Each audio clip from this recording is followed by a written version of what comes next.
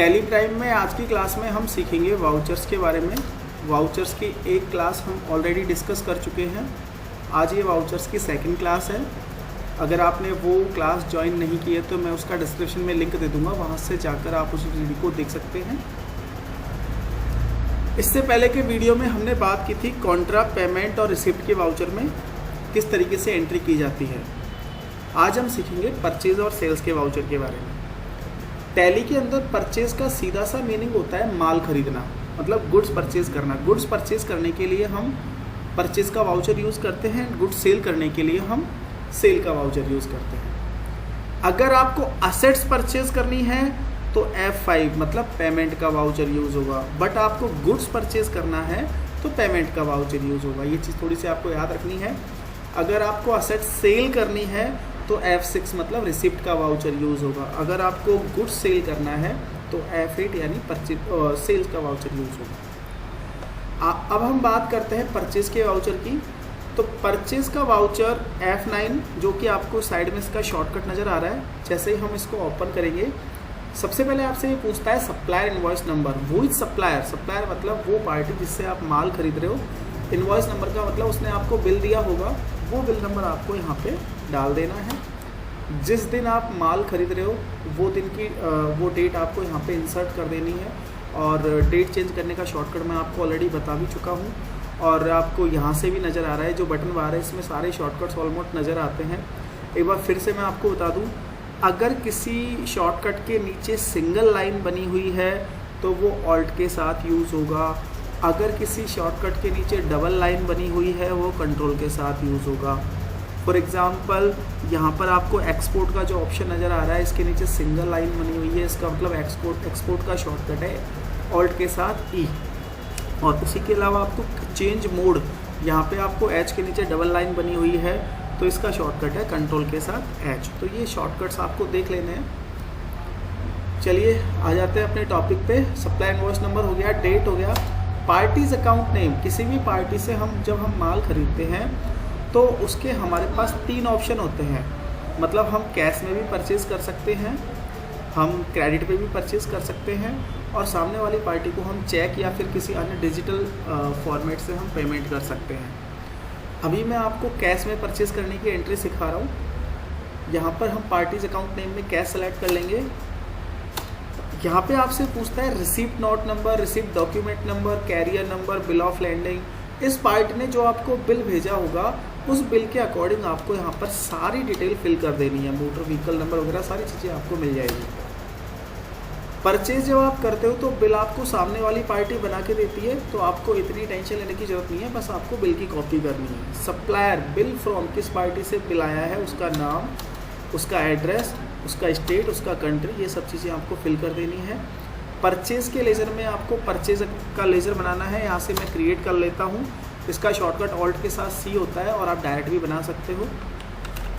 Purchase account, purchase account के लिए purchase का ग्रुप ऑलरेडी बना हुआ होता है। इसको हम फिनिश कर देते हैं। Name of item, name of item का मतलब क्या चीज़ आप परचेज़ कर रहे हो। जब स्टॉक आइटम बनाने की जो मैंने क्लास थी उसमें मैंने आपको बताया था कि जो चीज़ हम परचेज सेल करते हैं उसको हम गुड्स बोलते हैं, जिस चीज़ से हम प्रॉफिट कमाते हैं उसको हम गुड्स बोलते हैं, और गुड्स के टैली में स्टॉक आइटम बनते हैं। तो स्टॉक आइटम वाली क्लास अगर आपने नहीं देखी है तो उसका भी मैं लिंक दे दूँगा, स्टॉक आइटम कैसे बनाते हैं। यहाँ पर मैं डायरेक्ट स्टॉक आइटम बनाता हूँ। क्रिएट पे जाएंगे, स्टॉक आइटम के अंदर मैं लिख देता हूँ कीबोर्ड,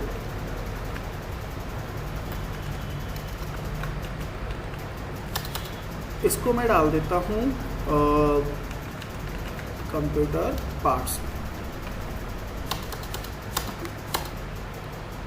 यूनिट जो हमारा कीबोर्ड है वह पीस बाय पीस बिकेगा, तो यहाँ पर मैं पीस का यूनिट बना लेता हूँ। सिंबल में पीस लिखेंगे फॉर्मल नेम में, इसका फुल फॉर्म, और इसको मैं एक्सेप्ट करवा लेता हूँ। आपसे पूछेगा क्वांटिटी, मतलब आप इस पार्टी से जो कीबोर्ड परचेज कर रहे हो वो कितनी क्वांटिटी में परचेज कर रहे हो, क्वांटिटी आपको यहाँ पे डालनी है। मैं यहाँ पर डाल देता हूँ, जैसे मैं 50 कीबोर्ड परचेज कर रहा हूँ। रेट पूछेगा आपको किस रेट से परचेज कर रहे हो, मैं यहाँ पर रेट डाल देता हूँ। एक कीबोर्ड की रेट है फॉर एग्जांपल 500 रुपीज़, तो यहाँ पर आपको ऑटोमेटिक टोटल अमाउंट दिखाई दे जाएगा। 25,000 का हमारा बिल बना है जो हमें पे करना है। उसके बाद नरेशन के बारे में मैं आपको शायद मैं बताना भूल गया था, या फिर मैं अभी बता देता हूँ। जो भी हम एंट्री कर रहे हैं उसके बारे में एक शॉर्ट नोट्स आप यहाँ पे डाल सकते हो। जैसे मैं इसका डाल दूँगा गुड्स परचेज बाय कैश। ये कंपलसरी नहीं होता, अगर आप डालना चाहो तो डाल दो, नहीं डालना चाहो तो कोई बात नहीं। ये नरेशन हम एंट्री के बारे में शॉर्ट नोट्स होता है, इसको मैं एक्सेप्ट करवा लूँगा तो ये हमारी परचेज़ कंप्लीट हो गई। मतलब इस पार्टी से हमने गुड्स परचेज़ कर लिया। अच्छा, हमने जो चीज़ परचेज़ किया अगर हमें उसे चेक करना है कि भाई हमने जो ख़रीदा है वो कितना क्या हमारे स्टॉक में कितना क्या माल वगैरह है, तो उसकी डिटेल देखने के लिए मैं एस्केप से पीछे आऊँगा और रिपोर्ट्स के अंदर जाके हम चेक कर सकते हैं स्टॉक समरी के ऑप्शन में। यहाँ पर आप जो भी चीज़ परचेज़ करोगे उसकी डिटेल आपको नज़र आएगी। ऑल्ट के साथ F1 हम दबाएंगे तो जो भी आपका ग्रुप है उसमें क्या क्या चीज़ें अवेलेबल है उनकी डिटेल आपको नज़र आ जाएगी। हमारे पास डेल कीबोर्ड अवेलेबल है 50 पीसेस। उसके बाद हम बात करें सेल की, तो वापस हम वाउचर पे जाएंगे।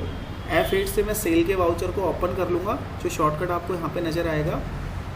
जैसे हम 3 तरीके से परचेज़ कर सकते हैं वैसे ही हम 3 तरीके से सेल कर सकते हैं। हम कैश में भी कर सकते हैं सेल, हम क्रेडिट पे भी सेल कर सकते हैं, और हम सामने वाली पार्टी से डिजिटल पेमेंट भी ले सकते हैं, लाइक फ़ोनपे, पेटीएम, गूगल पे वगैरह वगैरह, और चेक भी ले सकते हैं। तो उस केस में अगर आप डिजिटल पेमेंट से डिजिटल के थ्रू अगर आप पेमेंट ले रहे हो तो आपको बैंक का नाम लेना है। अभी मैं आपको केवल कैश की एंट्री सिखा रहा हूँ। सो मैंने यहाँ पे सिलेक्ट किया कैश, हम कैश में सेल कर रहे हैं।